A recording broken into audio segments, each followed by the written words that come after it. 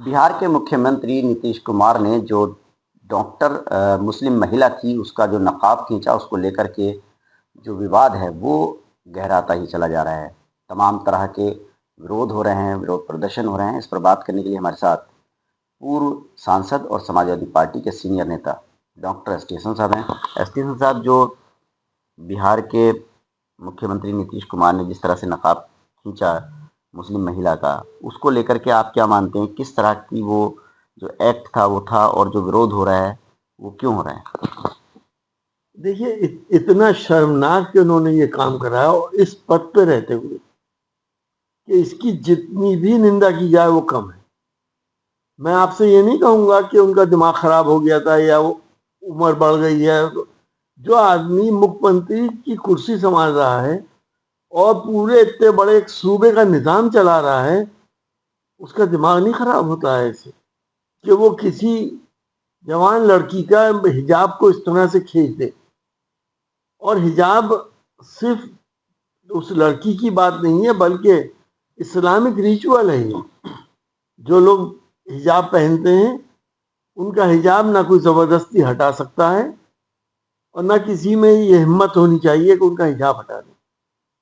लेकिन क्योंकि मुसलमान इस देश में आज के दौर में एक तजर्बे की तरह लोग इस्तेमाल कर रहे हैं सियासत में।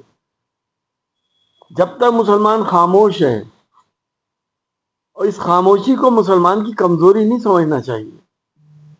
हम कभी भी अपनी बहन बेटियों की बेइज्जती बर्दाश्त नहीं कर सकते।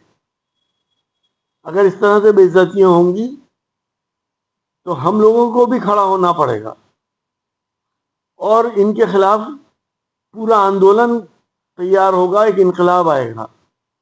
इस देश का मुसलमान अकेला नहीं है।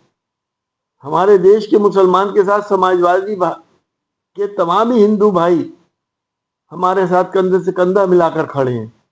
ये आरएसएस के लोग ये ना समझें कि देश के मुसलमानों की बेइज्जती करके हिंदू भाइयों का वोट ले लेंगे।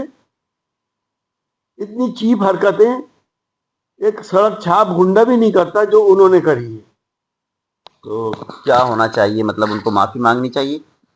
यकीनी तौर पर उनको माफ़ी मांगनी चाहिए, और अगर वो माफ़ी नहीं मांगते हैं तो इस कानूनी जो धाराएं हैं इसके लिए, जो अश्लीलता उन्होंने दिखाई है उसमें उनके खिलाफ मुकदमा होना चाहिए। उनको अपना मुख्यमंत्री पद फौरन छोड़ देना चाहिए, क्योंकि पूरे हिंदुस्तान के मुसलमानों को इससे बहुत बड़ी तकलीफ हुई है। उत्तर प्रदेश में मंत्री हैं संजय निषाद, उनका बयान आपने सुना जो वो कह रहे हैं कि नकाबी खींचा है, कहीं और छू दिया होता? देखिए, उनका और ज्यादा शर्मनाक बयान है। एक मंत्री, कैबिनेट मंत्री, वो ये कह रहा है कि नकाब छू दिया, कहीं और छू देते तो क्या होता।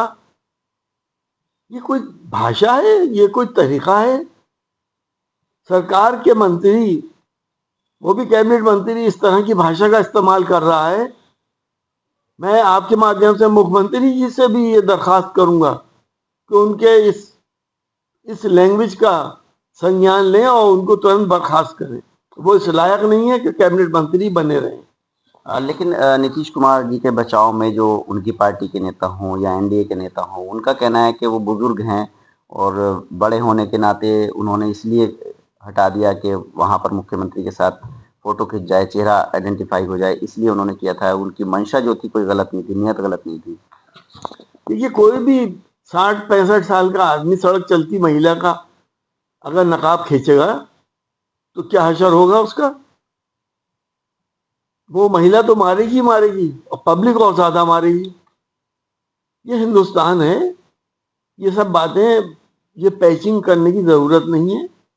उन्होंने इंटेंशनली जिस तरह से खींचा, जिस तरह से झटका दिया है उसको, ऐसा लगता है इंटेंशनली मुसलमानों की बेइज्जती करने की कोशिश की गई। देखिए, समाजवादी पार्टी के नेता का कहना है कि मुसलमानों को टारगेट किया जा रहा है और जानबूझकर इस तरह की जो घटना है उसे अंजाम दिया है मुख्यमंत्री ने, और अब जो है मुस्लिम समाज के लोग भी जो है खामोश नहीं बैठेंगे और इस तरह की हरकतों पर जो है बड़ा आंदोलन किया जाएगा। Vaidur Rahman, ABP news network, Moradabad.